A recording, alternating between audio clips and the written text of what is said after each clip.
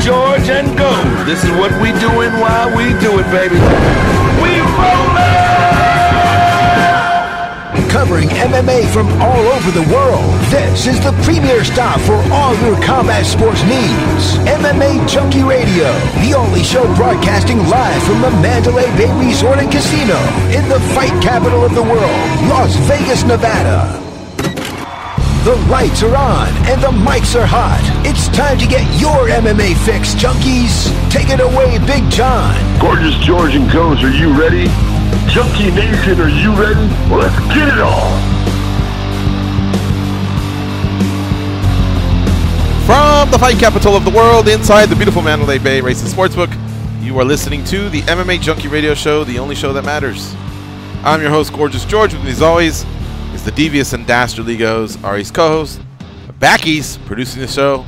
She's Gabulous. What's up? What up? Not much. Hey guys. I'm going to have to have extra energy today because Goes is a little under the weather, but he's hanging in there. He's toughing it out, made it into the studio. So I'll do my best, Goes. How about that? Give me 70%, 65, something like that. Oh, you got that for sure. Mm-hmm. All right. So, what have we been doing the last 2-3 weeks on this show? Has it been breaking down fights? No, not really. Has it been previewing fights? No, not really. Has it been recapping fights? No, not really. I mean, we've done a little bit of that.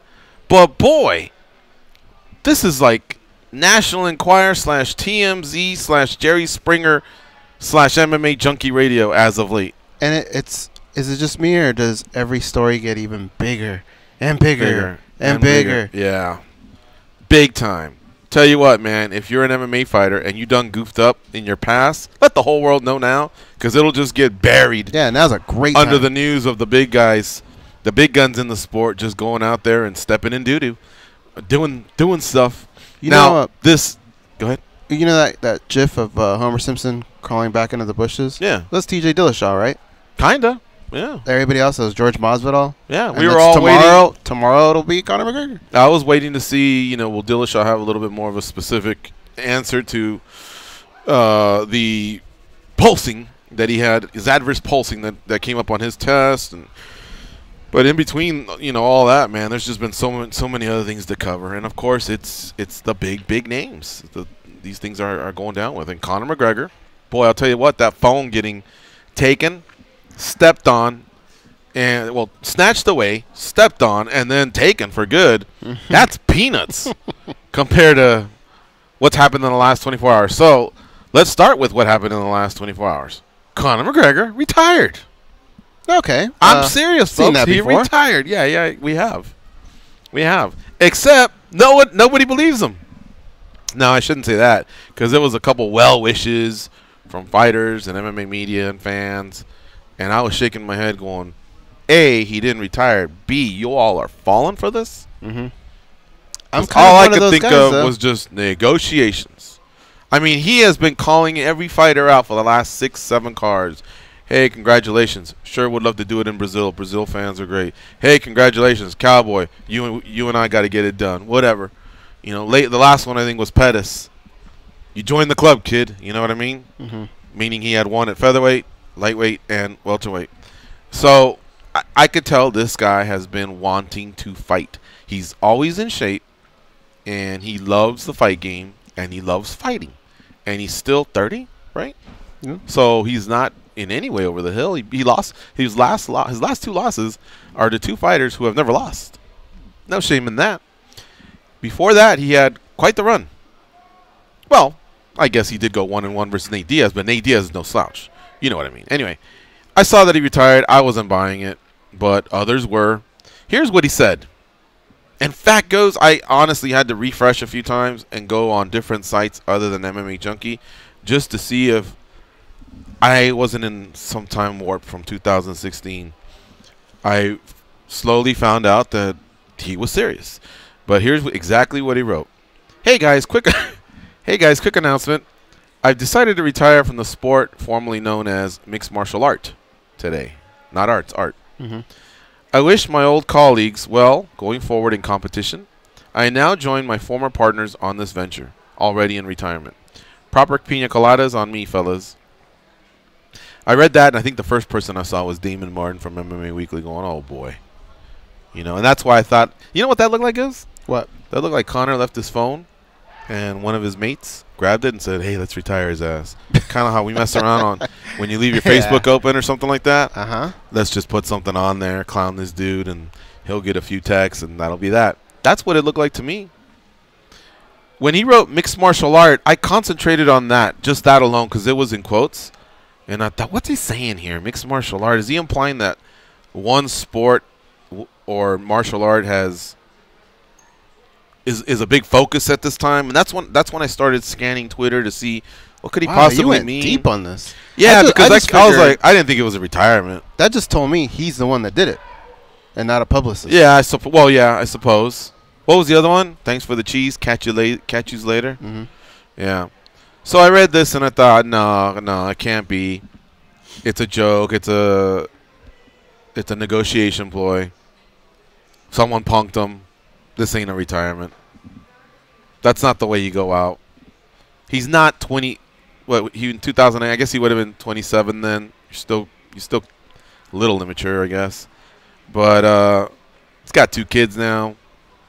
He's got a whiskey brand, a suit line, and other stuff. It just seems like at some point, especially when you cross the 3-0, you just don't do this. This is silly. You know what I mean? So I saw it and I was like, yeah, whatever.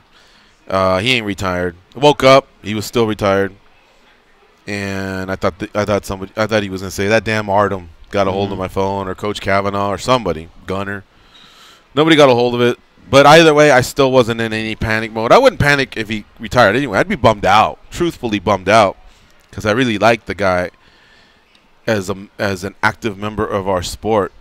There's no other fight week like a Conor McGregor fight week. But I know that there's been a few things that have been holding him off. A, getting the proper opponent. B, the whole co-main versus main event slot. C, what are you going to pay me? He wants ownership. If you're not going to pay him, if you're not going to treat him with the respect that he wants, okay, then just give me a piece of this other pie.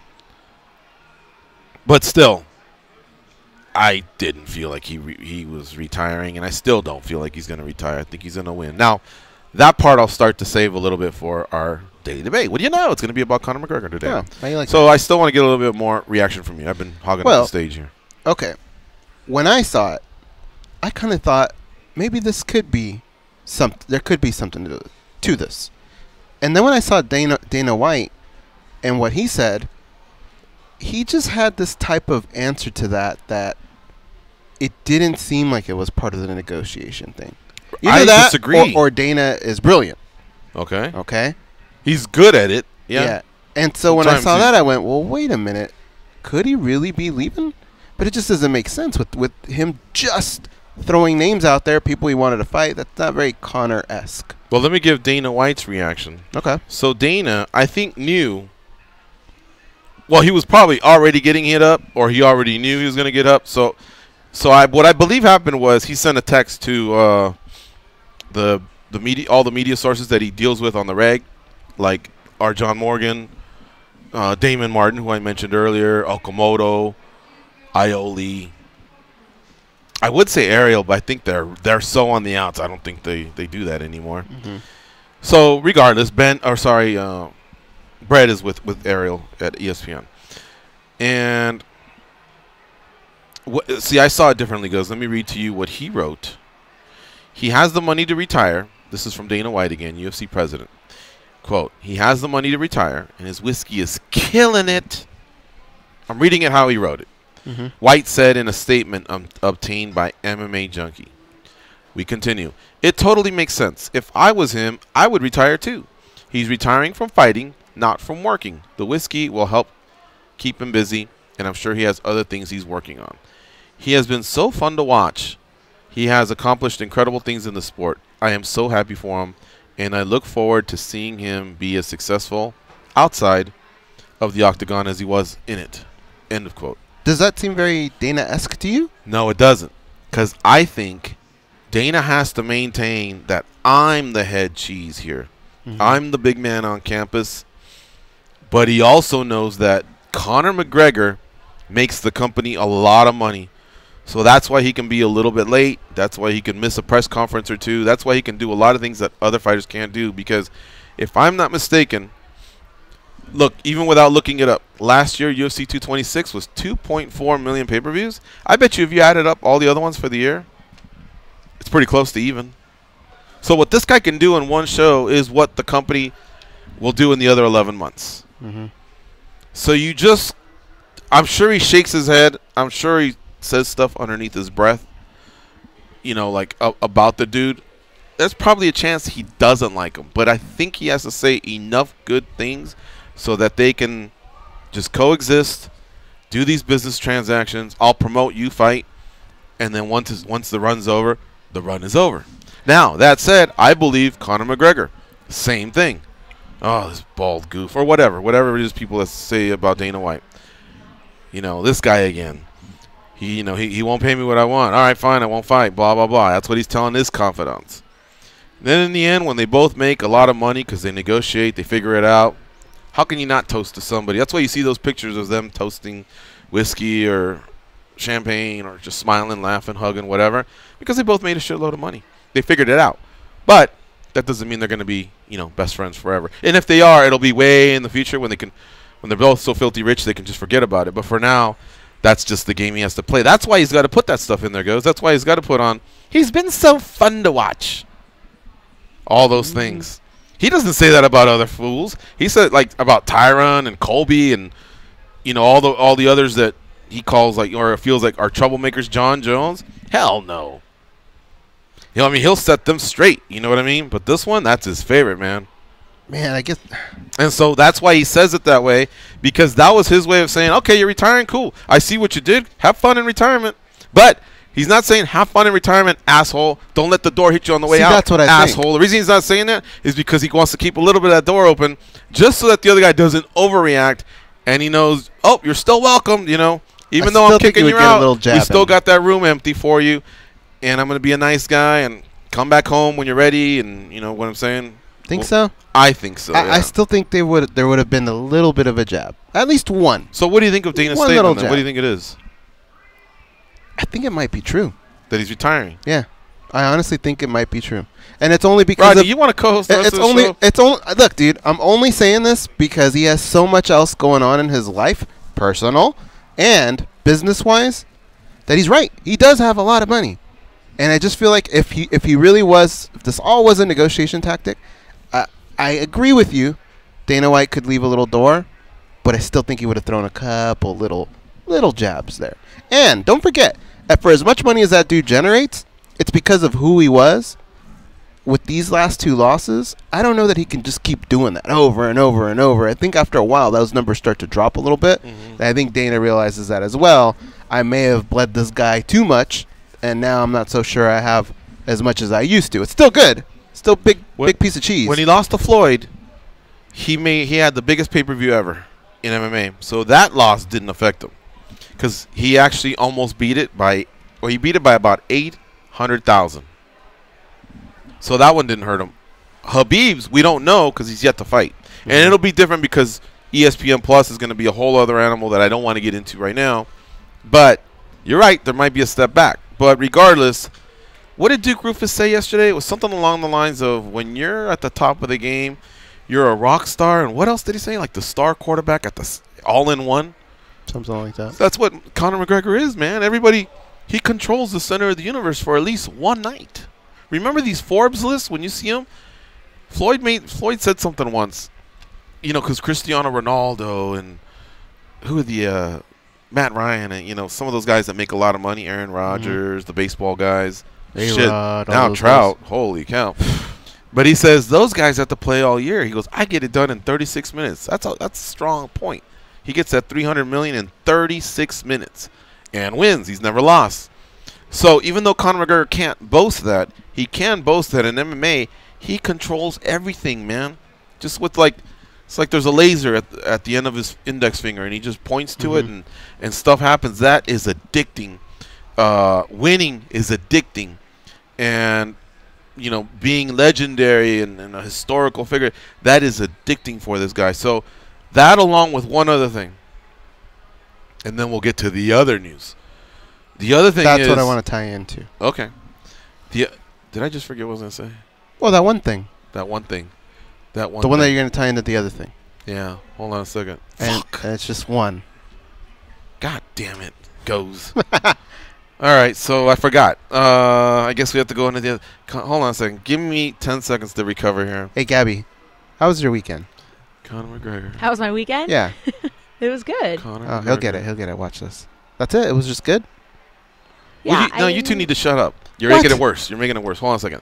Conor McGregor. Ouch. What the fuck was my point? All right, how's your weekend, Gabby? Well, you just told me to shut up. So I- now well- I don't want to tell you. How about that? Okay, so I'll get it. So it'll come back to me. God damn it, it pisses me off when that happens to me. So let's talk about the other news, guys. All right. Well, what I want to tie in to... Oh, no, I forgot. No, I'm just kidding. What I wanted to tie into this whole Dana White thing was the same way that news broke today. That had kind of been lingering out there. I think that it hasn't caught that many people by surprise, right? Today's It news? yeah, it didn't. Oh, catch yeah, it did. Well, Remember, we're Not the hardcore, hardcores. deep. I this know, is but WhatsApp stuff like that. what I'm getting at is This Dana White is- didn't open his phone and go, "You don't say." Right. Okay. Right. That might have something to play with it as well on Dana's side. He may be going, "Yeesh, I don't know if I want to keep tying this gentleman to that's a fair what's point. going on." That's right? a fair point. So I think when you add up the fact that he hasn't won in a while, what's going on here? What's going on with breaking cell phones, throwing dollies? I think at some point they might have gotten in a room and said, "Yeah, we're making a lot of money, but this ride ain't going to be that much longer." No, that is a fair point. And I just remember what I was going to say, and now it's going to be kind of Do anticlimactic. you want us to shut up? No, well, yeah, I do. Okay, we'll But shut up. one thing that Conor said a long time ago, and that was he was offered movie parts. And then he thought it was cool, and then he thought he'd get into it, but then he would always say, "Fuck this. I'm an MMA fighter. I like to crush skulls. I like to knock people out." Phooey. Like he would just grab the script and throw it away. Like he wanted nothing to do with that. He wants to fight. And I remember when I would see him do that, whether it was a TMZ or an interview that he did or anything like that or something that I just read, I just remember thinking, going, wow, this guy's going to do it a lot longer than we all think he is. Because a lot of other fighters would just get the hell out of the game right now. You got all your marbles upstairs. Things are going well. Boom, you bounce, especially when you become a two-division champion. But I can tell this guy just loves the fight game. That and all the power that he holds, I think he just loves his place in the sport. And that's why I think he's not anywhere, near done. But he's got other stuff. So let's transition to the other stuff. You ready? Let's do it. The other stuff was today. A report came out. Here's the headline on MMAjunkie, and we got it from the New York Times. Conor McGregor investigated over sexual assault allegation in Ireland. Conor McGregor's legal troubles extend to his homeland in Ireland. New York Times, citing 4 people familiar with the investigation, reported on Monday that McGregor is under investigation by police in Ireland after a woman accused him of sexual assault this past December. McGregor has not been charged with the crime. According to the Times, he was arrested in January by police in Dublin, where a formal charge is not required for an arrest. He was questioned by law enforcement and released. McGregor's manager, Adi Attar, did not immediately respond to MMAjunkie's request for comment. A spokesman for McGregor, Karen Kessler, issued a statement on his behalf. Quote, "This story is being circulating for some time, and it is unclear why it is being reported now," Kessler said. She continues. The assumption that the Conor McGregor retirement announcement today is related to this rumor is absolutely false. Should Conor fight in the future, it must be in an environment where fighters are respected for their value and their skill, their hard work, and their dedication to the sport. And that's the end of the quote. So, just because Karen Kessler says it, that doesn't mean it's true. But Right. we have to respect that because I don't know the history with Kessler to know that there she goes again. You know what I mean? Anyway, so here we are. Now that's something I'll own up to it. I don't know if Goes wants to. Have you heard this before? This story? Yes. Yeah. So have I. Yeah. Okay. We did a long time ago, Quite a while ago. but it was there's so much bullshit on the internet. That's the easiest way for me to say it. That I trust our guys so much, our writers and our editors, that I know that they'll see it, investigate it, and if there's something to it, they'll put it on our front page. We're owned by USA Today, for crying out loud. And they know exactly the proper steps how to handle something like this. So I just took it for what it was. It was just a rumor, you know, and that was it. And sure enough, it kind of went away. I only heard about it in early December, I believe, something like that. And then I didn't hear anything. And I think I followed up with the person that sent that to me. I'm like, looks like that was nothing. You know, I haven't heard nothing. So I was honestly happy. I don't want somebody to do this if it's true. For them to be linked to rumors if it's not true.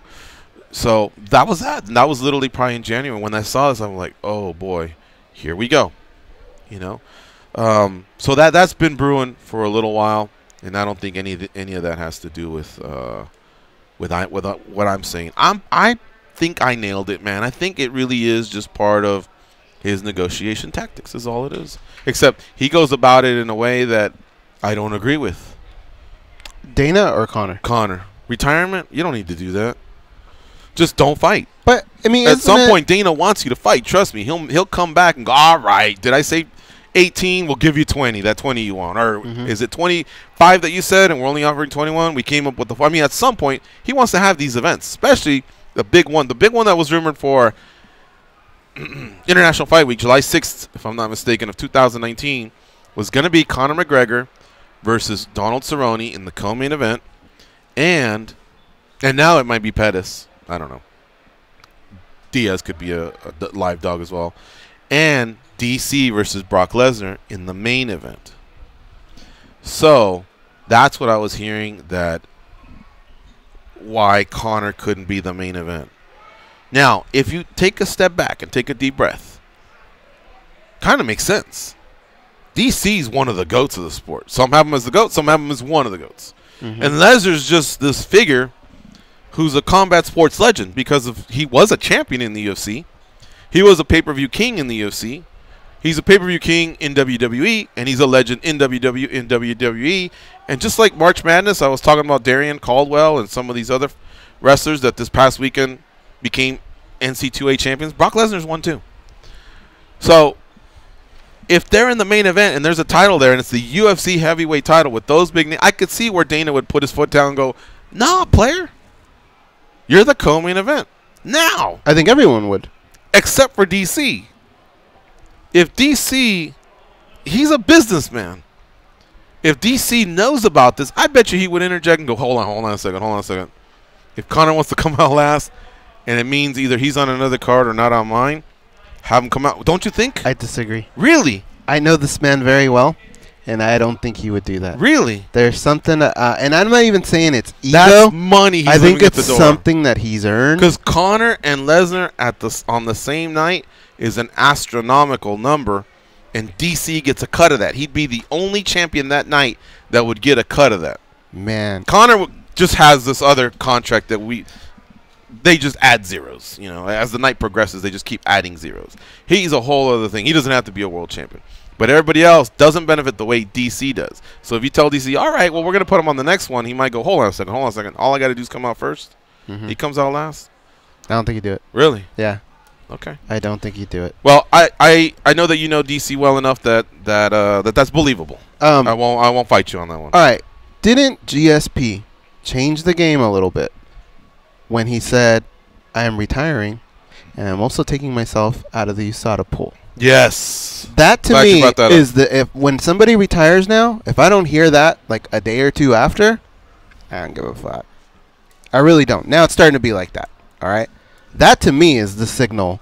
Taking 6 months out of your life, that means it's for real. Yes. So I say give it a couple days. If we hear that paperwork and tell USADA, you no longer have to test me, then you're officially retired with them. And then guess what? You can come in with a $200 million deal.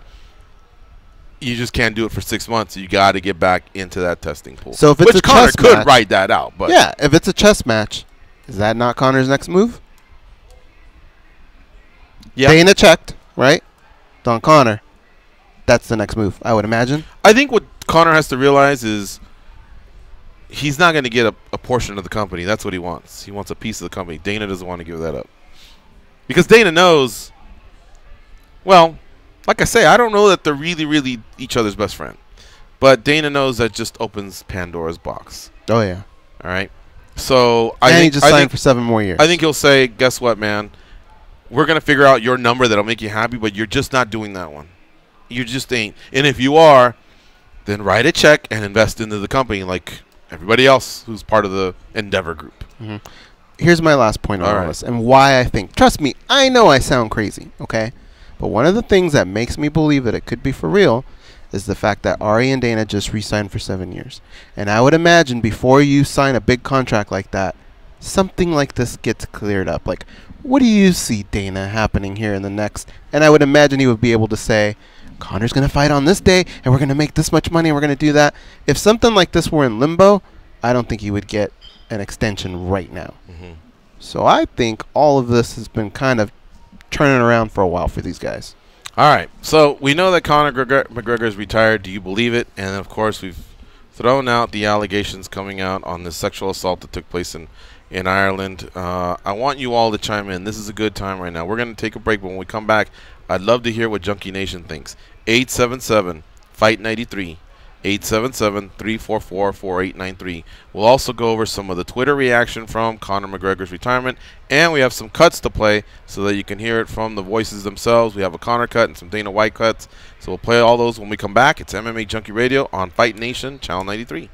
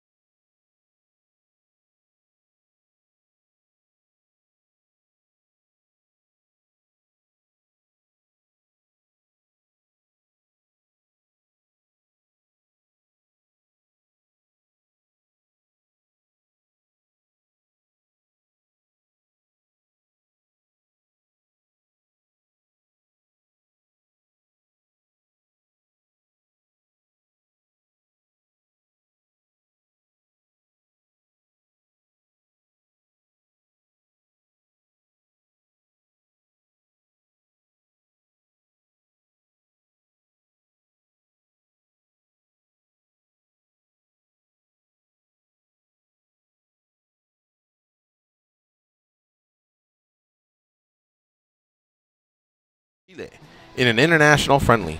ESPN's live coverage of the match is kicking off right now on SiriusXM FC 157 or streaming on your phone or connected devices and speakers with the SiriusXM app.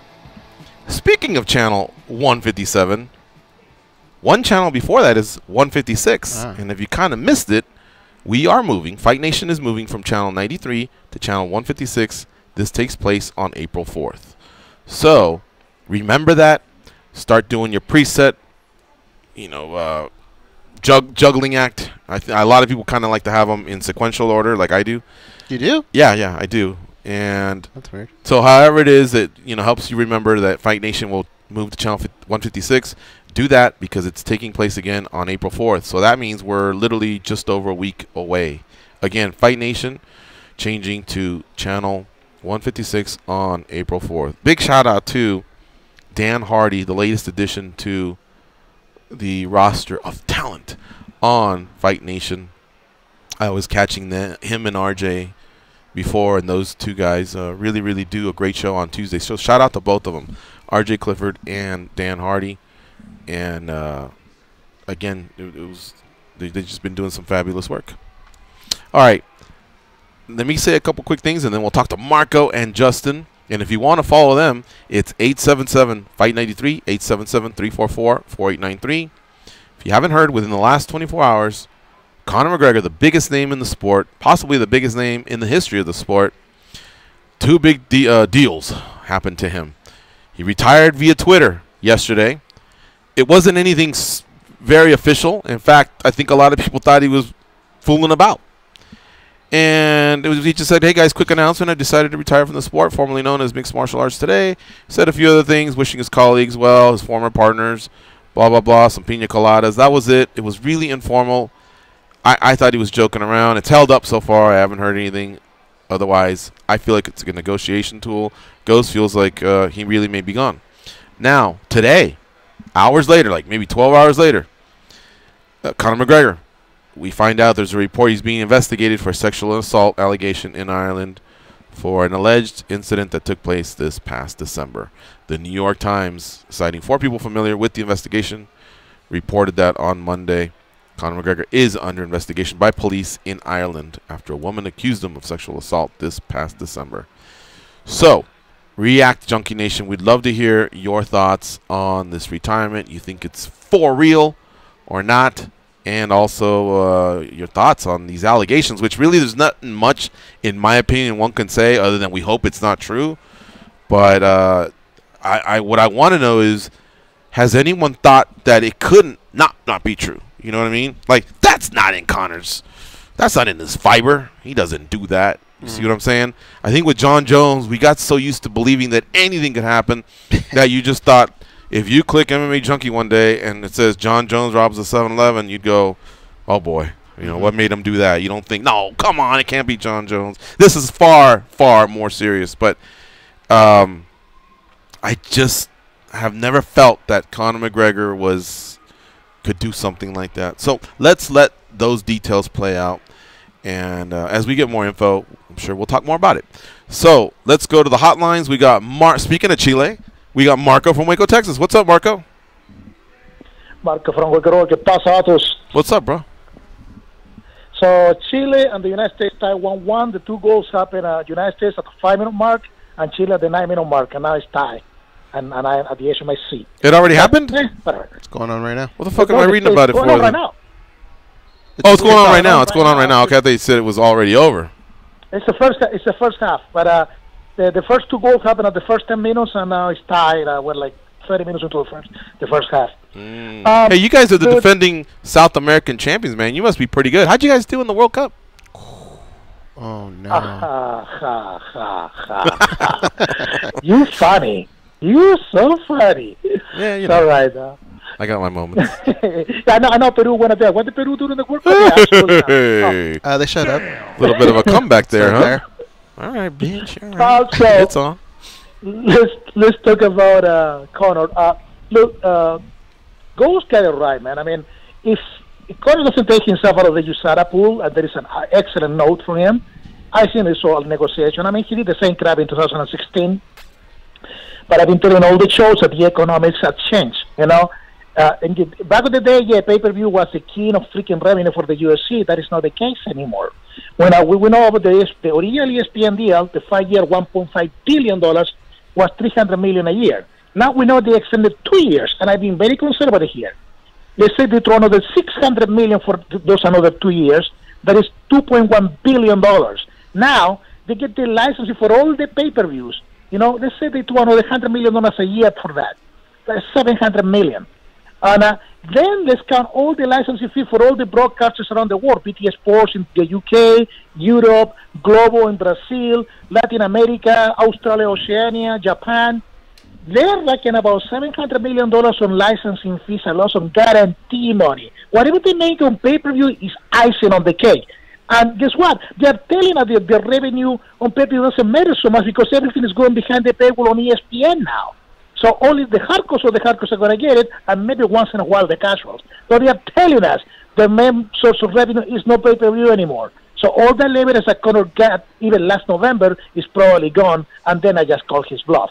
When it comes to these assault charges, there are allegations.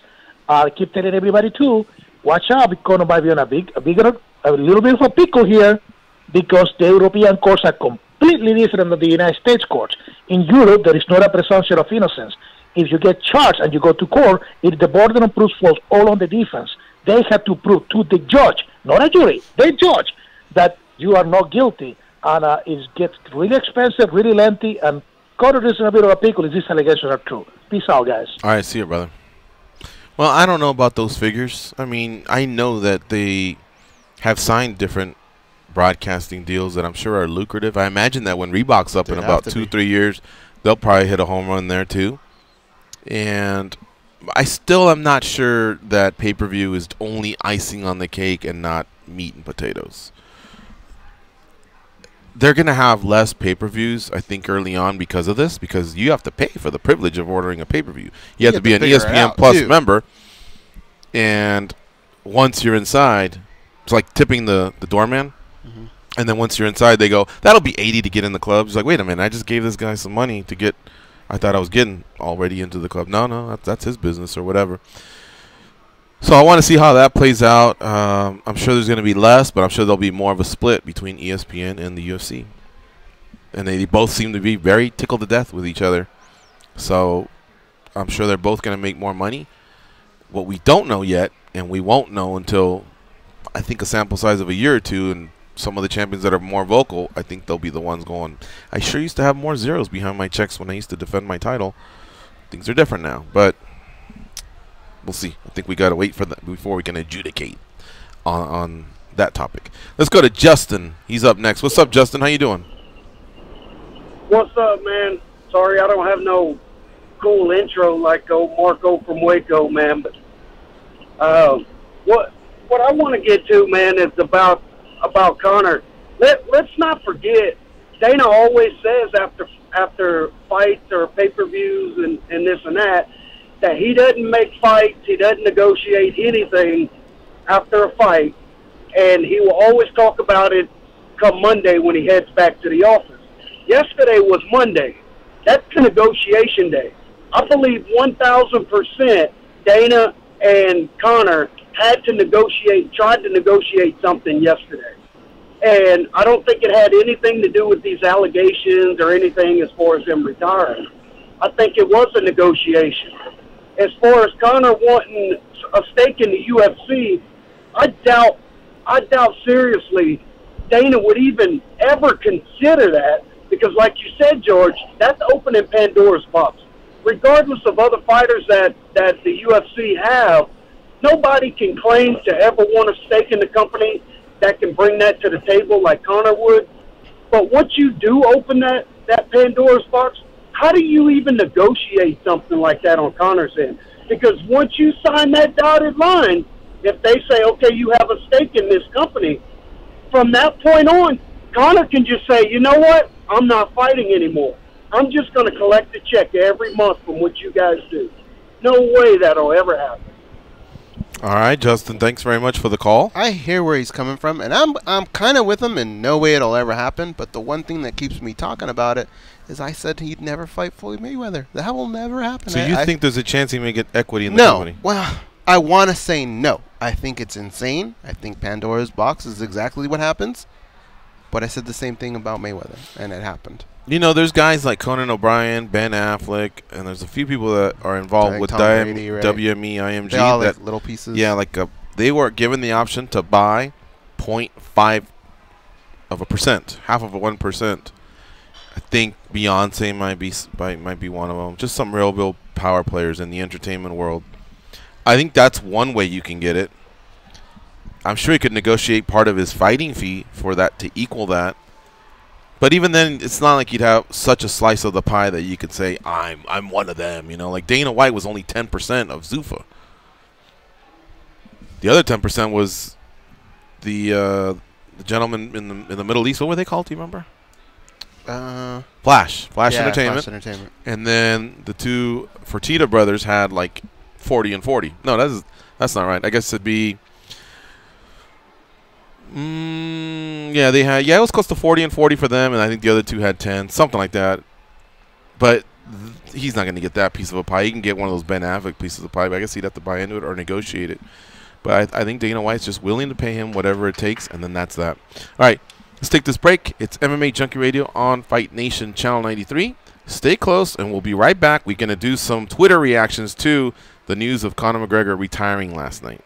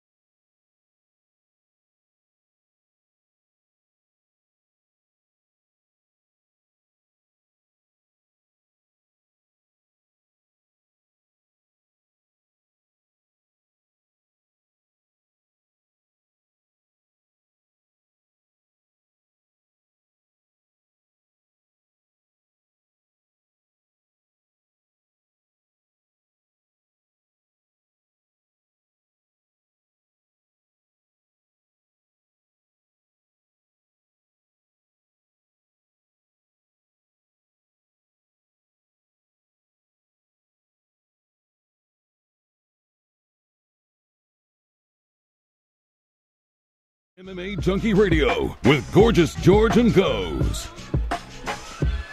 All right, we're back. We're reacting to the news of Conor McGregor retiring. Let me just read a couple quick tweets, and then we have a little bit of audio to play. So you've seen this after a main event or co-main event. If there's something huge happening, we do what's called Twitter Reacts on MMA Junkie. Shout out to Mike Bond. He handles that. He was able to grab some reactions from the MMA world to Conor McGregor's surprise announcement in the wee hours of Tuesday morning, meaning today. I called it last night, but I think for me it was Pacific time zone. Will Harris right away says, so when's the next fight announcement? Like, he literally like, yeah. Okay, when's your next fight announcement?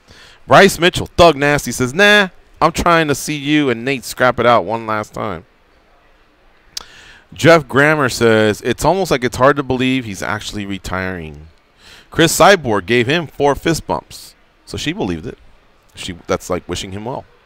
Eric McGracken says, remember when you retire, in air quotes, from the UFC, that means you cannot return for 6 months after unretiring due to the USADA anti-doping policy. So that's partially right. I think announcing you're retiring on Twitter doesn't mean that that's a formality that's officially begun. I think you still have to fill out some paperwork with the UFC and with USADA. And by the way, you can't just do it with the UFC and then go, guess what? Now I can go sign someone. You can't do that because they'll retain rights. But still, going back to USADA, there's a little bit more of a step.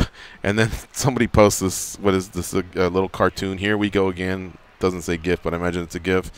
Jose Youngs says, Conor McGregor announces his retirement. And I think he's the one that put, here we go again. So, see, nobody's believing this. Milana Dudieva, UFC fighter, says, it's too bad.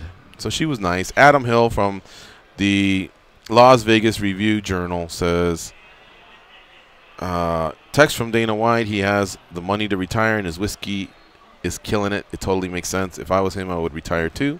He's retiring from fighting, not from working. The whiskey will keep him busy, and I'm sure he has other things he's working on, end quote. We read that earlier. Mark Coleman says, too young, bro. The whiskey high, don't compare to getting that arm raise. Not much does. You going to miss it. Buckle down and train, youngster. I really like that one because he wasn't condescending to him. He wasn't scolding him. He wasn't even playing the when I was your age card. He just said the truth without having to tell him, hey, I've been in your shoes. Because he's been in his shoes, but not to those levels. You know what I mean? And you can learn a lot from your predecessor. Excuse me? I just disagree about the whiskey high. Man, if that check comes in for just putting my name on whiskey, that's going to feel pretty damn good. Yeah. Over getting my ass kicked. Yeah. Alpha Cat Zingano says, whoa. What is she, Beavis? Butthead? That's all she put. Dan Tom from MMA Junkie Radio says, reading Conor McGregor's latest tweet. And he's got a little gift there as well. So there you have it. Kevin Aielli made some good points. Imagine if Conor retired in 2016 when he said he would. No Nate Diaz rematch, a win that did 1.65 million pay-per-views. No Floyd Mayweather fight that sold 4.4 million pay-per-views and made him almost 100 million.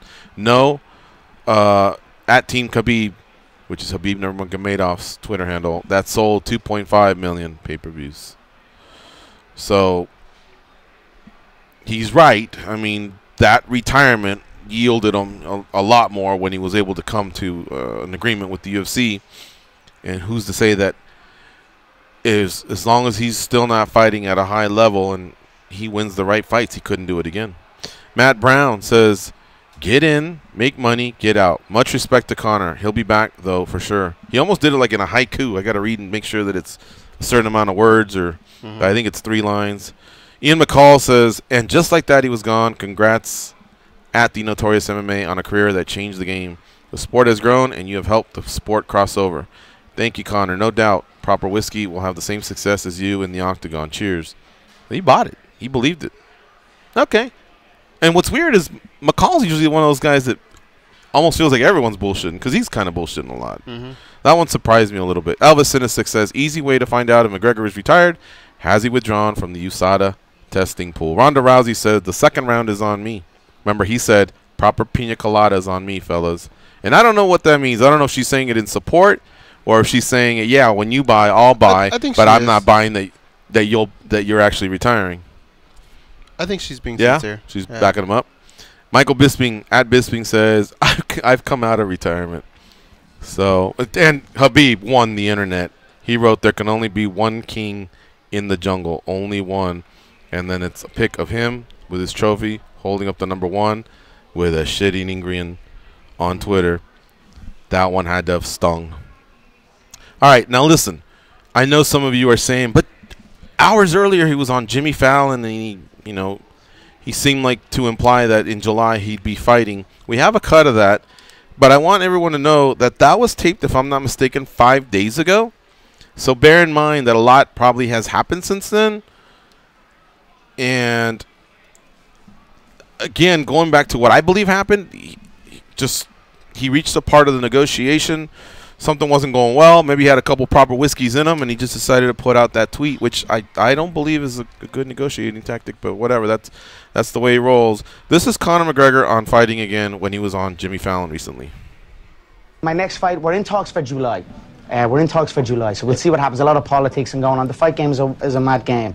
But again, like I said, and to my fans, I am in shape and I am ready. So do we know who it is yet? There are many opponents. In reality, I can pick who I please. I've done a lot. I've fought a lot. I've never pulled out of contests.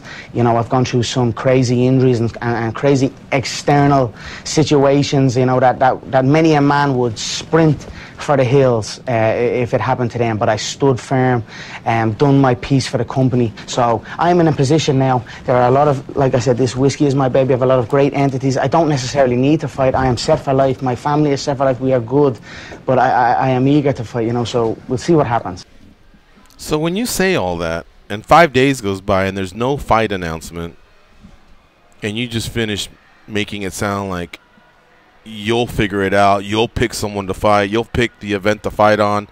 My terms, and all this isn't happening. That's got to be crushing to your ego. This is all power and ego. Yeah, a little bit. And the guy on the other end of the line is going, no, we're standing firm. You're the co-main event, dog.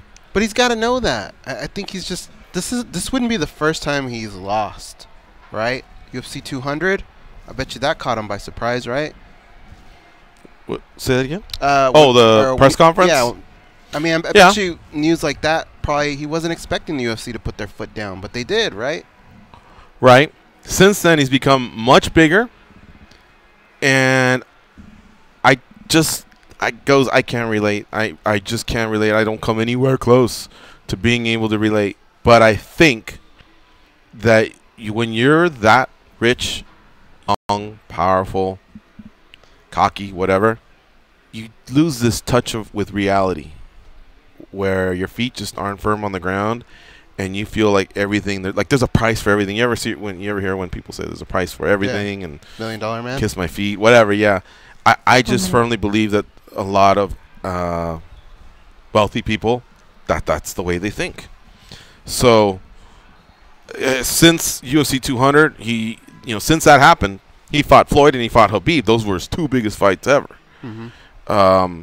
And he technically fought Nate and Eddie Alvarez. So he avenged the Nate Diaz loss. Now he's 1-1, and they broke the record there for most pay-per-views. Then he got the second belt, so he became champ.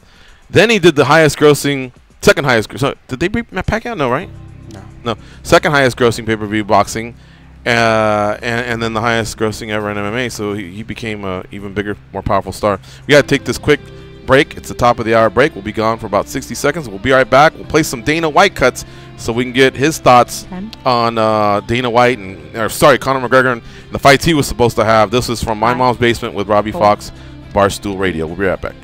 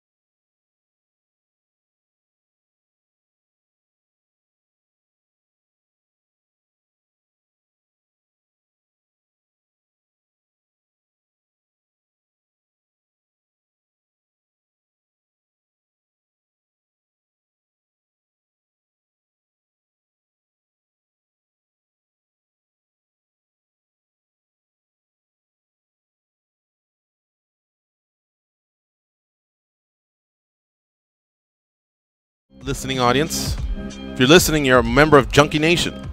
Might be day one. You might have been with us for almost the 12 years that we've been doing this. But again, if you invest in us, then we appreciate your time, and you'll always be referred to as Junkie Nation. So Junkie Nation, you can always call into the show at 877-FIGHT-93, 877-344-4893. And this is the kind of day that I'd like to hear the different thoughts and opinions of MMA fans out there reacting to Conor McGregor and his retirement. And also, if you believe that those sexual allegations may that they may tie into this retirement, or if you even believe that McGregor would be capable of what he's being accused of, we'll circle back to that as we've been doing in the first hour. Let me give you that number one more time. It's 877-FIGHT-93, 877-344-4893. But now remember, all this happened in the last 24, 48 hours. Dana White was a guest on My Mom's Basement with Robbie Fox from Barstool Radio. So he's talking about the possibilities that are still existing in July for Conor McGregor. So we're going to go 1, 2, 3, 4, but we'll chime in after each one. Let's do the Dana White cut one on Conor fighting Nate Diaz July 6th. That's probably not going to happen. But you don't think so? Yeah, I would like to see him back on the card, yeah. And who do you envision him facing? Well, we're going to have Tony Ferguson is getting better. He's feeling better. He hit me up the other day. So we'll see where he fits in. We got the fight coming up with Holloway and Poirier. We'll see how that thing plays out. Ali Quinta is going to fight Cerrone. So a lot of this stuff is going to play out over the next couple months, and then we'll figure out what's next. Well, I don't think Nate's on the card. No.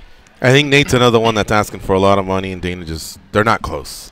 Well, I don't. So Dana they White would just budge for it. Conor. I could see something like that, but I don't think they're ever going to budge for Nate. Correct. I agree. I think there's a price for Nate versus Conor, and then there's a price for Nate versus everybody else. Well, I shouldn't say that. I'm sure there's a few other names that you probably could get a little bit more, but I think with Nate, they want to argue over hundreds of thousands. Nate wants to argue over millions, and they're just not going to do it. And even though it'll hurt them, I think they know we got so many stars, and at some point they either got to make their decision or not. All right, this is Dana White on why Conor and Cerrone did not happen. Cut 2, please. Yes, that did happen. But it's not anything that. Every time I deal with Conor, there's always something. There's always something to deal with, and we get it figured out. So Conor McGregor, according to Dana White, he didn't want to be in the main event, but that's when he started pitching the whole, well, give me some equity in the company deal. And Dana definitely is not going to do that. So if we circle back to them being the main event, the argument would be, would Conor versus fill in the blank, but for the intents of this argument, Cerrone, would that be the bigger fight over Daniel Cormier and Brock Lesnar? Look, it's been done Before. Nick Diaz fought Anderson Silva as a main event, and that was not for a title. So it doesn't happen often, but it happens. And would it be right? Would it technically be the biggest fight on the card in terms of the popularity contests that are pay-per-views and the Twitter universe, and I guess the why people tune into the card? No, the McGregor fight is the biggest, but as far as like the actual purity of the sport, a world title in the heavyweight division, even though technically Brock Lesnar's nowhere near the #1 contender, I think we've all just accepted that fight's going to happen. The heavyweight champion defending his title on the biggest fight card of the year probably does deserve to be the last walkout. Although I would love to hear Cormier's thoughts on whether he would be okay with just going out as a co-main event, but having Conor on the card, knowing that would make him a lot of money, because you can't argue that Conor doesn't add pay-per-views. Look, man, I just don't see it. You can make fun of it all you want, that Brock Lesnar's coming from pro wrestling, that he hasn't fought in the UFC for a long time. He still wore that gold. It's still the fight that means the most that night. Is it the one that people are showing up and paying tickets for? I think a lot of them are, but probably not as much as they are for Conor. So Robbie Fox, who's interviewing Dana White on My Mom's Basement, Barstool Radio, he actually questions the rationale of not letting Conor be the co-main event. Let's play cut number 3, please. Can you explain to me the rationale behind Conor McGregor being a co-main event? I think it's so crazy. I can't imagine Conor McGregor being a co-main event. I know that I'm probably the worst person to, try to play devil's advocate against because I'm a fanboy and I'm a nut hugger, but I just have to understand. No, I love hearing other people's point of view on that. I interviewed with Kevin Iole the other day, and he said the same thing. Well, let me ask you a question. We were going to do the fight that was going to be on the card with him was probably going to be the heavyweight championship. Should that be the co-main event? Should the heavyweight championship be the co-main event? Yeah. I believe so. If Conor McGregor's on the card, yes. Boom. Well, there you go. Well, the more people I hear from the fans and the media and all this shit, if I end up putting Conor McGregor not as a champion on the main event, I guess I don't have to listen to any bullshit, do I? Now, Conor McGregor and Nate Diaz Part 2 was the main event when Miesha Tate defended her title against Holly Holm. Yeah. And the women's bantamweight division was pretty much on fire back then when it was Ronda, Miesha, and Holly Holm all kind of battling it out. However, no disrespect to the ladies, Miesha and Holly aren't Brock and DC. Okay. So, it's not even them, George. It's not even the fact that it's Brock and DC. It's the heavyweight title. It's the most coveted title on the planet. You're supposed to be the baddest man on the planet, the person that wears that gold. To have somebody else come out after that just doesn't make sense. Okay. Now, at UFC 205, Conor McGregor and Eddie Alvarez were the main event, but they weren't the heaviest weight class that was disputing a world title. Tyron Woodley was defending against Stephen Thompson. So even though it's one weight class, it's not the heavyweights. That's one thing the UFC has always said, and they've gone against it a few times, and that's the heavier weight class just gets that tiebreaker. But again, McGregor, the challenger that night, he was technically the featherweight champion, but he was actually a challenger. His belt had nothing to do with it. That's why he left it at home and had to borrow Tyron Woodley's so you get that moment. He was challenging Eddie Alvarez. That's why he came out first. He came out through the Challengers Tunnel, and Eddie Alvarez came out through the Champions Tunnel, and they were the main event. So they have gone against it. Hasn't been the weirdest thing ever. And I really feel like DC would allow this to happen. But going back to something I said in the early part of the show, I just think Conor and Dana like to bicker, and they're going to take their stances from time to time and not waver one bit over the other guy. And unfortunately, I think Dana is just the guy that starts every poker hand with pocket aces. And Conor McGregor has kings. And Conor's hoping that flop produces a king or, something else that benefits his hand, because that's the only way you're ever going to beat Dana White. He's always going to start off with the best poker hand. He's got time on his side, and he's kind of the ultimate decider. Robbie does hold his ground, and he makes some references to Conor, being in the main event with no title on the line. I think he's going to basically say something along the lines of what I said. But can you please play cut 4, Gabby? I mean, there is precedent for it in the past with Conor at 196 and 202. They're two of the top 3 of the company's highest selling pay-per-views. No? Yeah. So if I didn't do it this way, and everybody, I just made him the main event with no title, no nothing, everybody would go fucking mental and go nuts and start chirping about, you think so? He gets favoritism. 100%. I don't know, but you did it at 196 with a title fight on the card, a tremendous fight between Miesha Tate and Holly Holm. It was the first Diaz fight. Yeah. Well, you know why that happened. He was the main event. The fight fell out. Diaz went in last minute, and we kept him the main event. Yeah, that's true. Correct, but then it was rebooked for UFC 200. That kind of fell apart, and then you did it at 202. That was the main event with no title either. But he was the champion, wasn't he? He was, but it was a welterweight fight, so there was no title on the line. Yeah, but he was the champion. He was the champion, and he was already the main event. All right. I think he had it wrong. He meant to say UFC 205. UFC 202 was the second fight with Nate Diaz, and in that fight they went out last, but there was no title fight. at stake. Anthony Johnson versus Glover Teixeira was the co-main event. Donald Cerrone versus Rick Story. Mike Perry versus Hyun Ju Lim. So, yeah, there was no other title fight there. But I'm not picking at that. I'm pretty sure what he meant was the 205 card that I referenced with Woodley and Stephen Thompson. Okay. Now, there's a few other cuts from Dana White, but it's kind of like a little bit more on a different topic. And sticking kind of to, I guess, the big news of the day, we're going to do our daily debate and discuss Conor McGregor a little further. So let's hit it, Gabby. The brothers Garcia seemingly can't agree on anything. Everybody knows it's duck season. Rabbit season. Duck season. Rabbit season. Whether it's food, Less filling. Tastes great. Less filling. Tastes great. gambling, Always bet on black. I like red. Black. Red. Black. Red. Black, dummy. or even social media, Instagram. Snapchat. Instagram. Snapchat. the same applies to the biggest stories in MMA. Time for MMA Junkie Radio's Daily Debate. What do you know? Conor McGregor is part of our daily debate. Today's hashtag daily debate for at MMA Junkie Radio. Have we seen the last of Conor McGregor in hashtag UFC? Hashtag Conor McGregor. Yes, he's done is one answer. No, he'll pop up again is another answer. Goes? I'm starting to believe that, yes, he's done.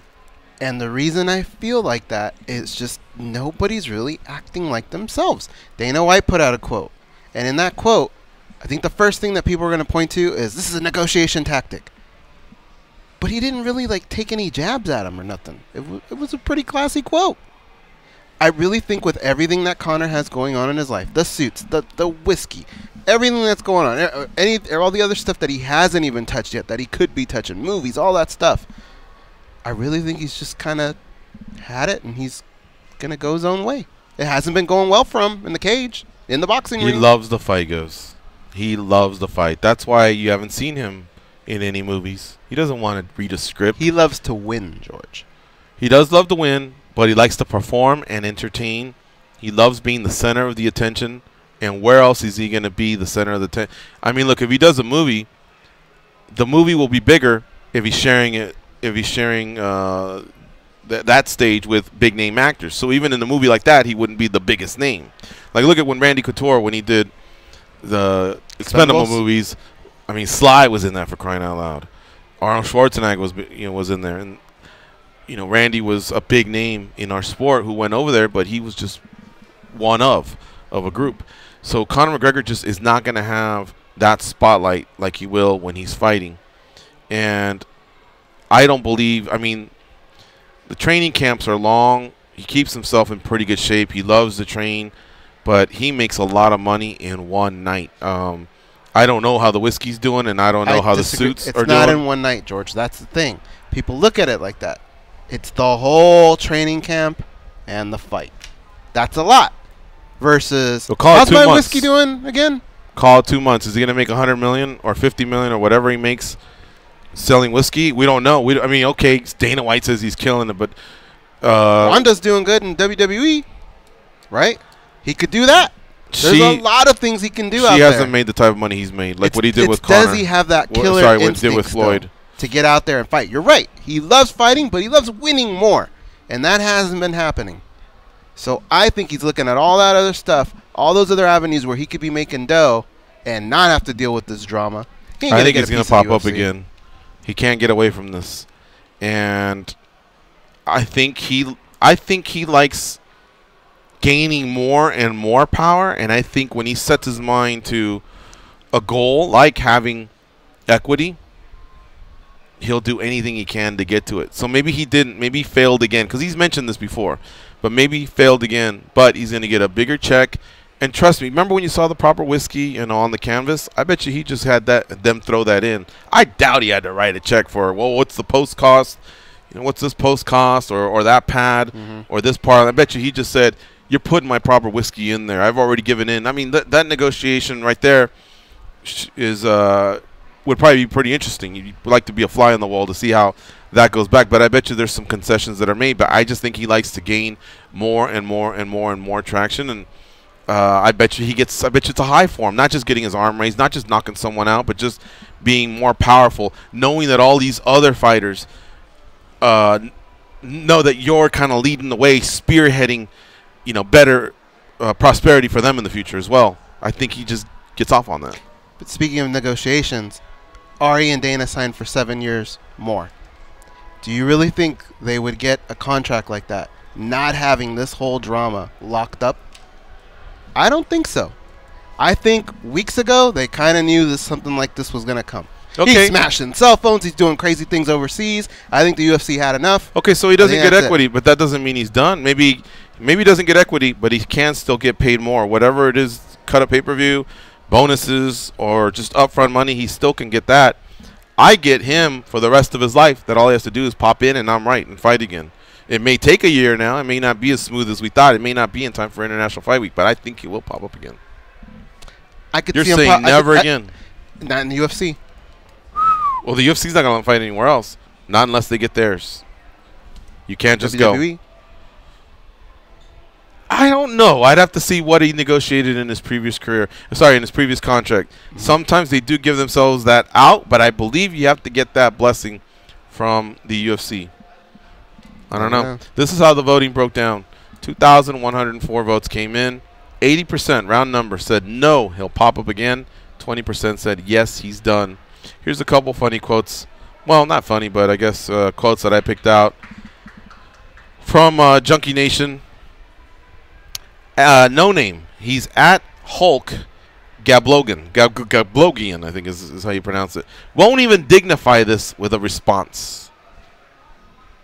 I don't believe he believes in all this. Huh? I just feel like it has a different feel this time. Brandon Lee at Brandon940_. It's only casuals that think he won't fight again. He's calling you a casual, Goes. What's his name again? Brandon Lee. Brandon Lee. Mike Garcia at MG Magnum Studios says, I honestly don't know anymore. He's confused. Wow. Well, there's a few others. You can check the comments there on our tweet handle at MMAjunkie if you want to see what the others commented. Thanks, Junkie Nation, for participating in today's daily debate. All right, we're going to take a quick break. We have more cuts to play from that same interview that Dana White did on Barstool Radio, so stay close. We'll talk a little bit more about some of the other divisions that had some big news this past weekend. Some news that's just going to ruffle your feathers, or who knows, maybe you'll be happy to hear it. So don't touch that dial. We'll be right back. Champions, Hall of Famers.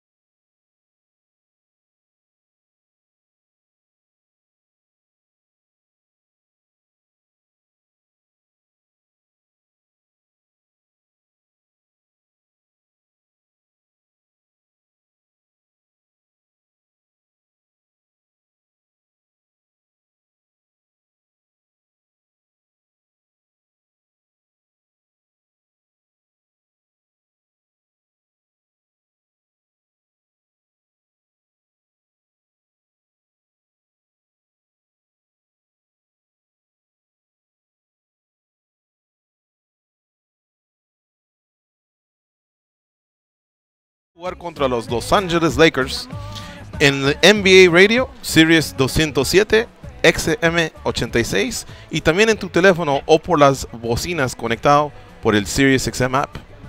How about that? ¿Y qué dice Alexa? I don't know what Alexa says. But tonight at 10:30 Eastern, the Washington Wizards will tip off against the Los Angeles Lakers on NBA Radio, Sirius 207 XM86, and streaming on your phone and at home on Sirius XM connected devices and speakers. And I know a lot of you are saying, man, what's that jam? That's Juanes. He's a Colombian musical pop icon, and that song's called La Camisa Negra. And even Gabby endorses it. You liked it, right, Gabby? Yeah, I'm moving to it. All right. I'm dancing. There you go. There you go. So before the break, we've been talking a lot of Conor. Let's take a little bit of break from that because there's been some other big news that came out of the UFC Nashville card that took place this past weekend. Dana White was there, and they asked him a few other questions. He actually cleared a few things up. Now, one of the callers, maybe Justin or somebody called in earlier and says, you know, usually Dana White doesn't like to say stuff on fight. And he's right. For the most part, he doesn't. That's his crutch. Somebody asked him a question. Boy, Fighter A looked great. What's next for him? You know that on fight night I don't like the matchmaking. You all know that, right? We're going to go back, and on Tuesday we're going to have our matchmaker meeting. Shut up. Next question. That's basically what he's saying. But this particular night, whoa, what do you know? He was matchmaking. He was saying some stuff, letting the cat out of the bag. And I don't have a problem against it, honestly. I just like to have a little bit of fun because how hard can it be to manage a whole sports franchise and be held to your words every week? You know what I mean? Like, come on, man. I mean, the guy you have to just go out there and let him be a guy that freestyles. It's his company, it's his game, and it's his rules. Whatever the fuck he feels like saying this week can be completely different from whatever he feels like saying the following week. Just let him be. Don't hold it. You said last week, don't worry about what he said last week. The motherfucker's about to give you some news. Let him say it. So, first I want you to play Cut 7. We're going to go backwards. Somebody asked them, I think, about Cejudo and Moraes, and it was in reference to TJ Dillashaw and the USADA troubles that he's having. He's had to relinquish his title, so he's kind of out of the picture. And Bantamweight needs a champion. Here's Dana White talking about what might be next in that division. Cejudo wants that belt. Cejudo believes he can win that belt. He wants that belt. He wanted to fight Dillashaw. That's not going to work out. Marlon is the next guy in line, so we'll see what happens. So does that title fight, does that situation have any effect on the current status of the flyweight division? No. All right. That's what's frustrating. It is. What the hell is going on with that division? If we just knew what was going on with it, we wouldn't ask all these questions over and over. We wouldn't be sitting here like two dopes trying to figure out what the hell is next for Fighter A, Fighter B. Just give us an answer on this already. How long has it been? I think he's been wanting it to go away, and certain things have been happening where it hasn't allowed him to have that final nail in the coffin. All right? I think what's happening, though, before our eyes is Henry Cejudo is becoming a bigger star in the UFC than we believe. Why? Because he's a little goofy, I guess. I mean, look, he's a straight-up G in combat sports. The only guy to ever hold a gold medal and win a UFC title. Right away, if he walks into the room, I would give him one of those deep Japanese bows out of respect. Like, hey, that's Luke I. Luke I. You're right. Luke I. Always Luke I. But I would say that's the man right there. Henry Cejudo, have a seat, please. Shake his hand. Thanks for your time. He's the man. No way around it. But he speaks Spanish, and that little goofiness, him dancing with the belt and him going on that road, that press tour. He went to Fortaleza, Brazil, and then all of a sudden he fucking winds up in Australia. You know how many people just go and bury themselves on their couch and don't do any of that crap? And he's out there doing it, and I think the UFC's realizing on Twitter. Hang on a second here. We might have someone special. Yeah, he's trying to do his thing with the pro wrestler. What's her name? Is it one of the Bella twins or something? Might be, yeah. And so I think, and Cejudo's a proud flyweight champion. But the champ era is not going to end anytime soon. I think Cejudo's going to get what he wants. Now, look, all due respect. You know what his last 2 wins are? One is over the guy we were saying is the greatest of all time at the time, and that's Demetrius Johnson. 2 is TJ Dillashaw, where many could argue he might be the best bantamweight champion of all time. Some will still say it's Dominic Cruz, and that's fine. I don't want to get into that right now. But TJ Dillashaw had some pretty impressive credentials. Cejudo knocked him out in the first round. And the other guy was the GOAT, sent him packing to one championship. I don't like to talk like that. I want to have more respect to Demetrius Johnson. He beat him, and Demetrius Johnson just wanted nothing to do with the UFC and regaining his title. He had an awesome reign, so I take that back. But you know what I mean. He beat him. And now Demetrius Johnson is just in another sports league, and that's that. So I think we haven't really been able to see that that's actually a bigger deal than it seems, along with the gold medal, along with him speaking 2 languages and putting in the work on the press side of things. I think the UFC is realizing we have to figure this out with him. Now, I wholeheartedly disagree. I feel like he's got a competent guy in Joseph Benavidez waiting for him. And if he can't go, then they got a competent guy in Jussier Formiga ready to go. I haven't heard that Joseph Benavidez cannot go. I heard he can go. You all right? You're going to die. Okay. Right. All right. Because you look like you're on death's bed. I think I really liked Moraes versus Sterling. There was also the Moraes versus Munoz angle, and that's fine. But I would have really hoped that those guys that paid their dues for the last few years could have gotten that. It doesn't look like it's going to happen. It looks like they're going to go with Moraes versus Cejudo. So that will open things up for Munoz and Garbrandt and Sterling and Rivera and those guys to figure out that division. In the meantime, it looks like they may make Formiga versus Benavidez. Although one thing he said, and we don't have the cut to it, but one thing he said was having Cejudo and Moraes on the same fight card as those other two. That way one of those two is ready to step in.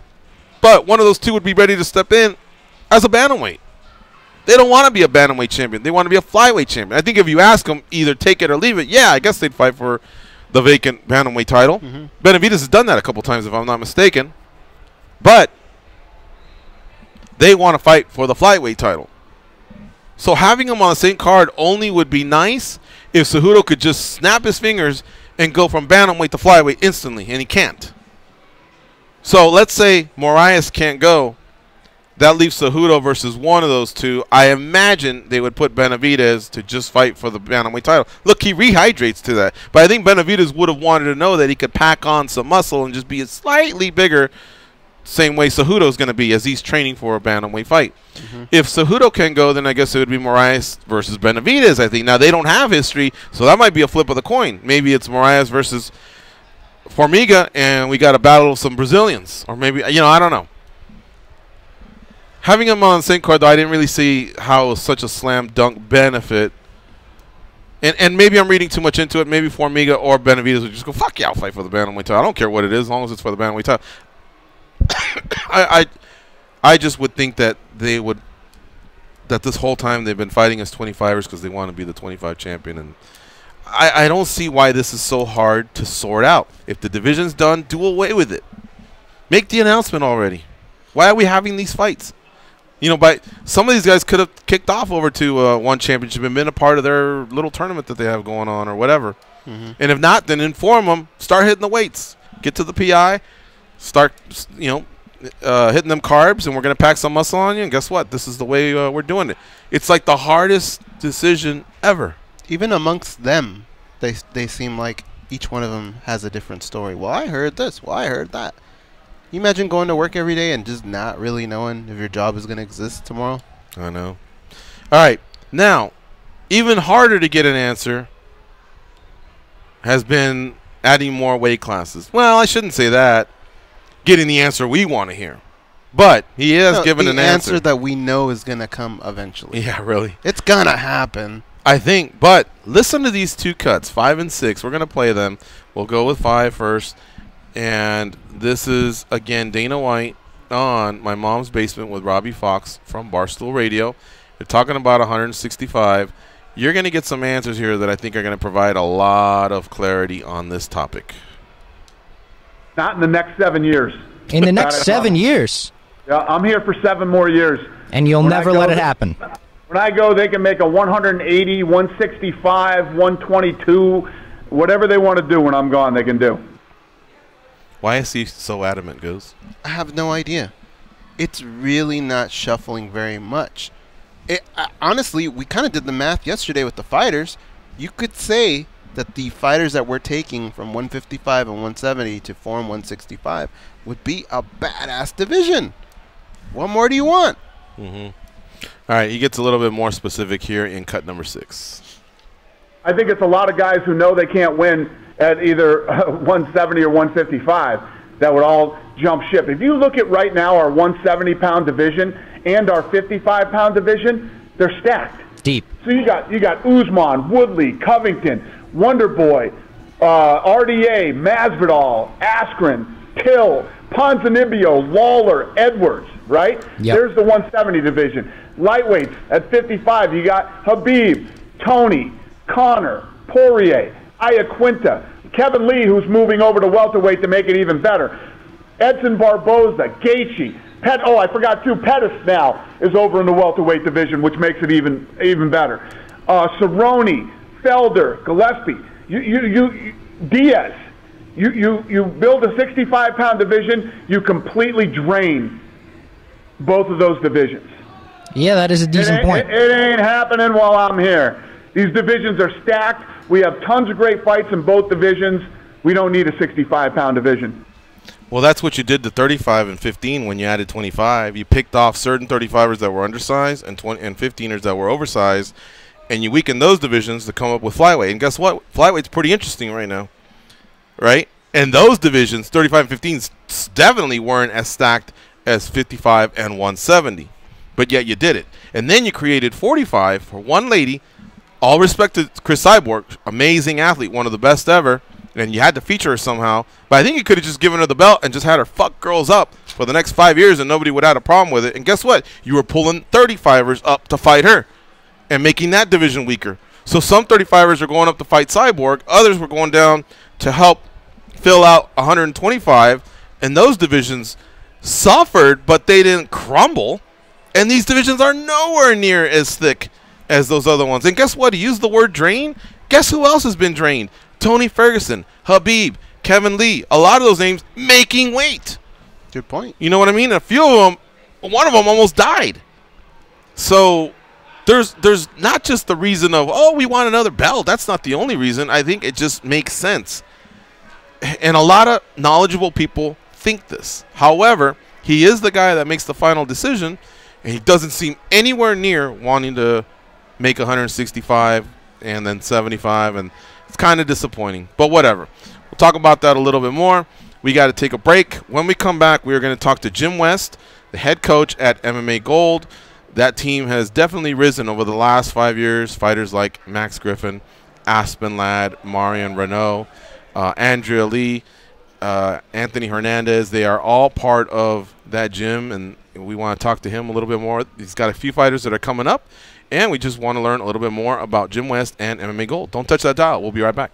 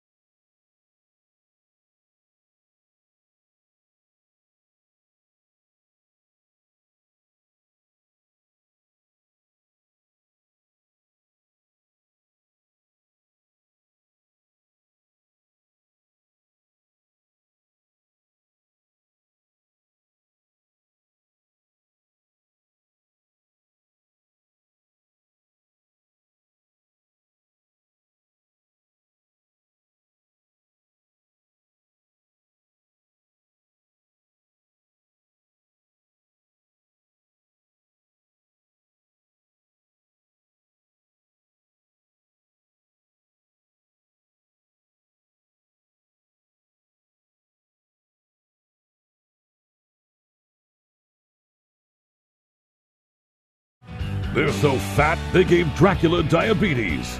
Here are your hosts, Gorgeous George and Goes.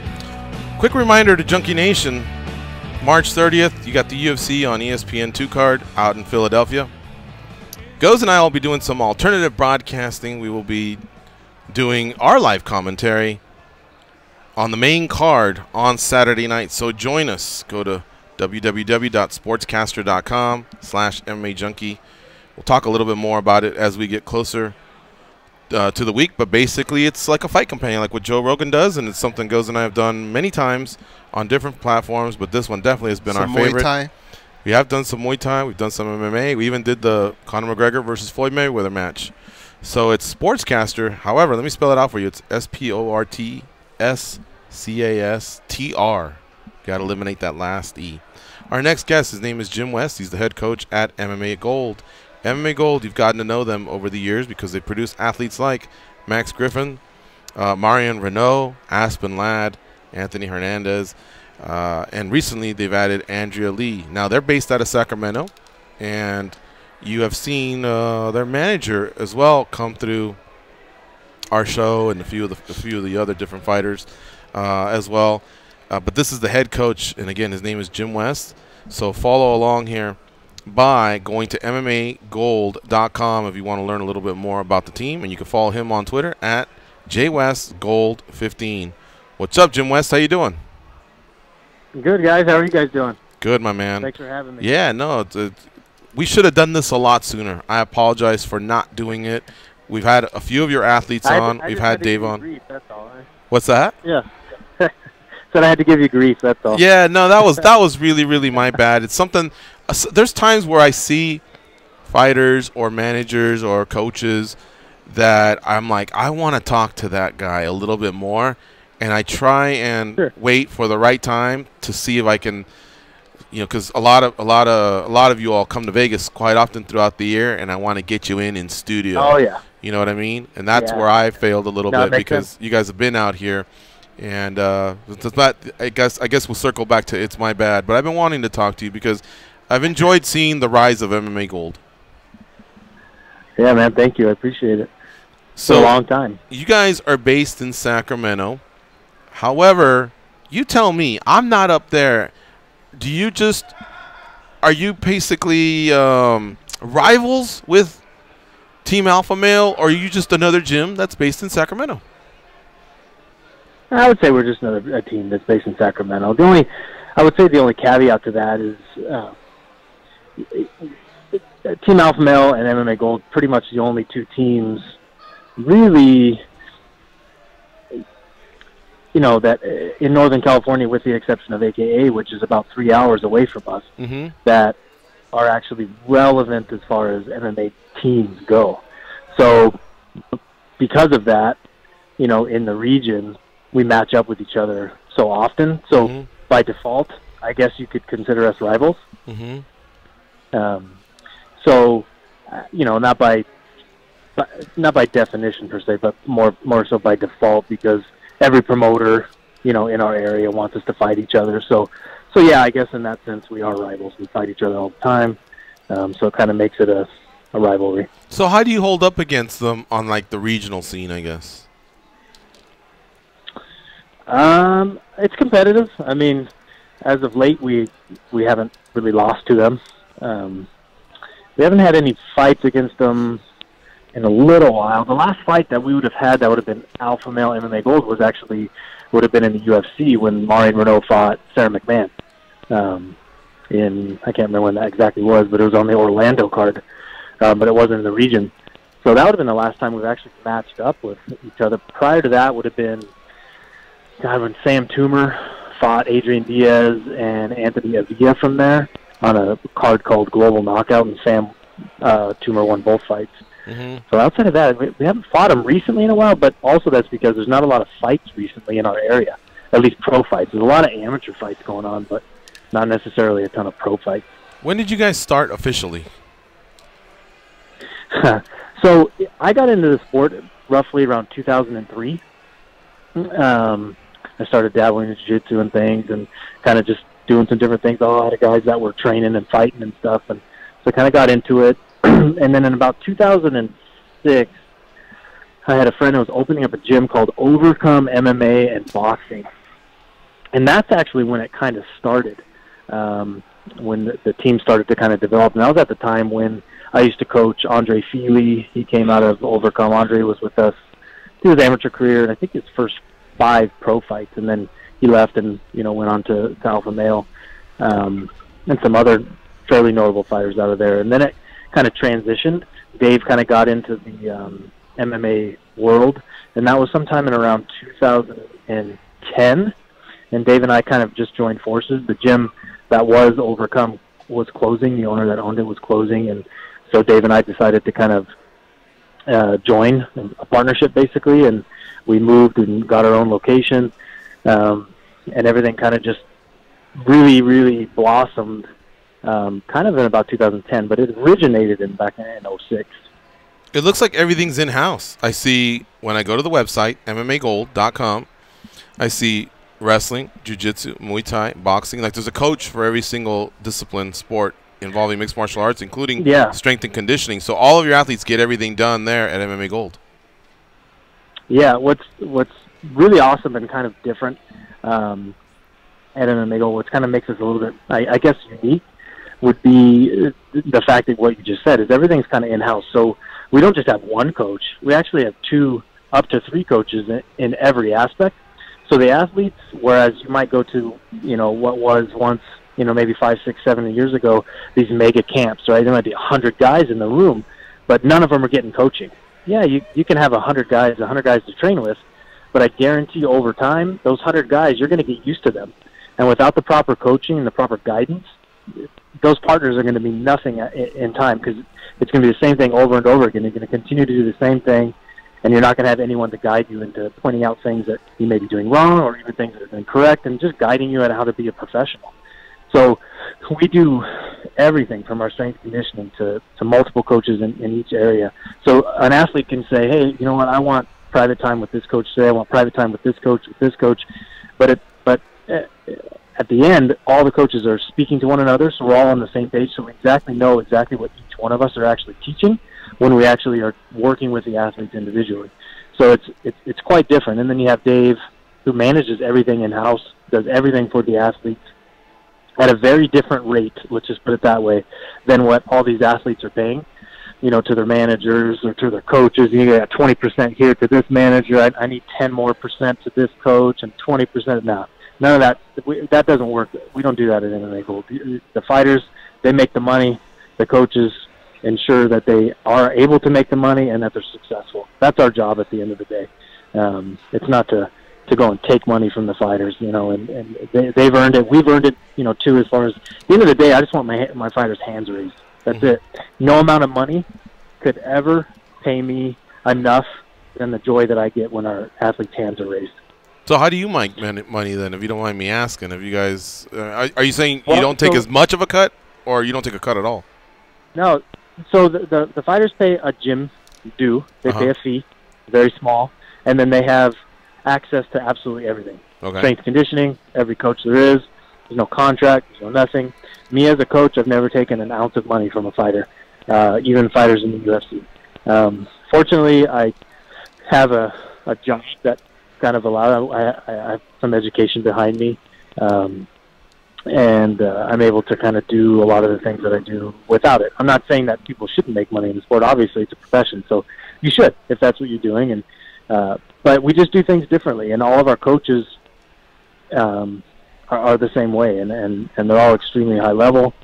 We do it for the love of the sport and to see our athletes succeed. I mean, that's why I got into the sport in the beginning. It wasn't to go and make all kinds of money. It was, man, I love this. I want to see athletes succeed, and I kind of put my nose to the grindstone and started kind of getting other coaches involved, and we kind of just progressed from there. And we are where we are today, just by truly hard work, because we didn't know anyone back when this started. Everything we've done has been because we did it organically, and just worked our asses off.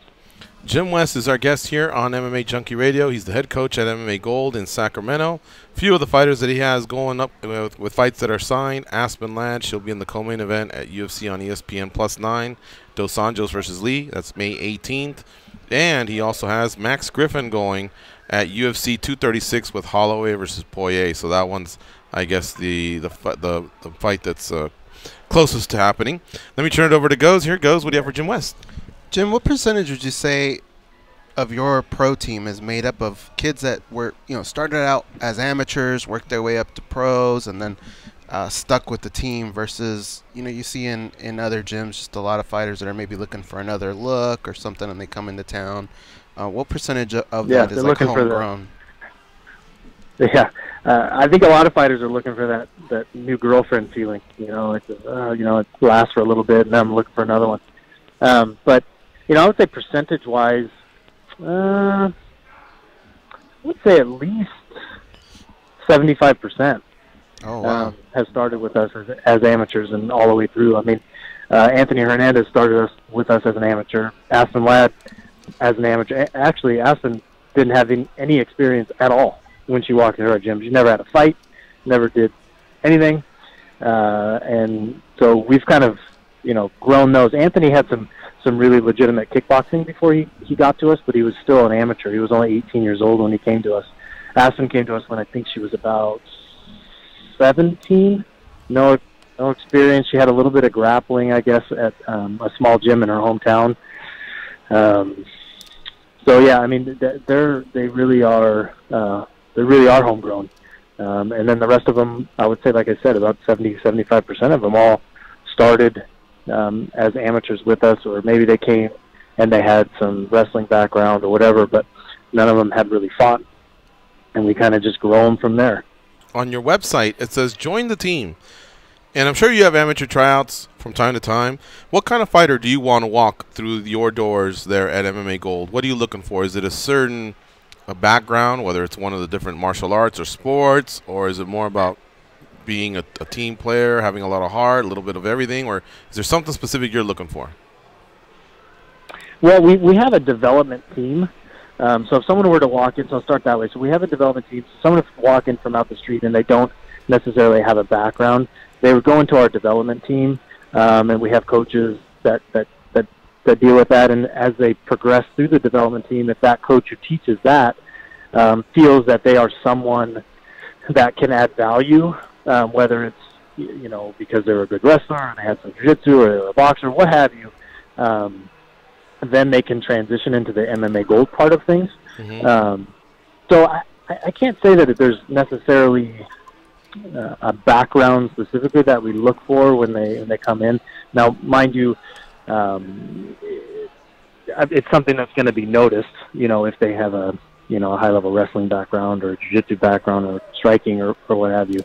Really, it's more of an attitude. Are you going to fit with this team? Or are you going to understand how the system works and allow yourself as an athlete to trust the system? Mm-hmm. So if you're coming in and you have ulterior motives, or you want to do it your own way, or because you came from here, you came from there, we want the people to come in and kind of check all that and start over and let our system take over, because we believe in it. Now, we've done it twice, from like Anthony and Aspen, we've done it twice from nothing to the UFC. So it works. You just have to let the system work, and it takes time. Now, wins and losses ultimately define coaches in other sports. And I wanted to ask you, what do you want to define you and your coaching staff aside from wins and losses? Is there a certain identity you guys chase in this sport? Me specifically, or maybe you that you've discussed with the other coaches, or maybe if you can only speak about yourself, that's fine too. Well, I mean, obviously, winning and losing is winning is everything, right? But along with that, I think, as I'll speak on behalf of all of our coaches, including me, is we want to be kind of known and remembered for doing things the right way, to doing things with integrity, with honesty, with vigilance, and preparing these guys and girls to be professional. That's kind of our thing. We want people to understand the sport, listen to us, trust us. That's kind of what we want to be known as. You can walk into MMA Gold and you can trust everything that these guys tell you, and that's very important to us. Yes, winning obviously is super important. We want to win every time, but we want to have those things. Those things are equally as important to us. Jim, we're a little short on time, but this has been a lot of fun, and I want to call on you a little bit more often because I'm really a big fan of MMA Gold. Dave Hirschbein, I consider him a friend, and it's been great seeing Aspen grow through Tough Enough as well. So seeing her up close here in Vegas. Yeah. So we really appreciate you, kind of doing an intro here about the team, about yourself. But let's do this a little bit more often. Maybe we'll call on you to. After some of these big events, and maybe you can give us a little bit more of a coach's angle. So hopefully you're open to that, okay? Yeah, 100%. Awesome, man. Well, hey, it's been great having you on the show. Folks, give him a follow on Twitter at jwestgold15. And like I mentioned, the site is easy to follow, MMAgold.com. Check them out, and they got some fights coming up with Aspen Ladd in Rochester in May, and we got Max Griffin in April fighting at UFC 236. Thanks again, Jim, for the time. Have a nice evening, and please let us know when you're coming back to Vegas so we can do an in-studio co-hosting gig here. We can have you here for 2 hours and do more Jim West, all right? Yeah, I'd love it, man. Thank you guys for having me. Appreciate it. Have a good night. Thank you. All right, we'll see you. All right. Pretty cool there to find out about all these big teams like Fortis MMA goes in Dallas, Texas. Boy, are they monsters over there. You know what I mean? MMA Gold slowly rising into some bigger fights. Aspen Ladd, man, she's undefeated, and she's probably like two fights away from a title fight. That's been a fun show today. Unfortunately, we had to cover some sketchy news there. I don't think this retirement's going to hold up with Conor McGregor, and hopefully those allegations out there of the other trouble he might be in Ireland, hopefully none of that's true either, but we'll wait and see. Every man has his day. Every man and woman has their day in court. Thanks to Jim West for his time. Tomorrow we'll be joined by Randa Marcos. We have another guest as well, but I don't want to name it just yet. Thanks to Gabby for her awesome producing duties. Goes, you were so. I was fantastic. We're out of here. Be champions.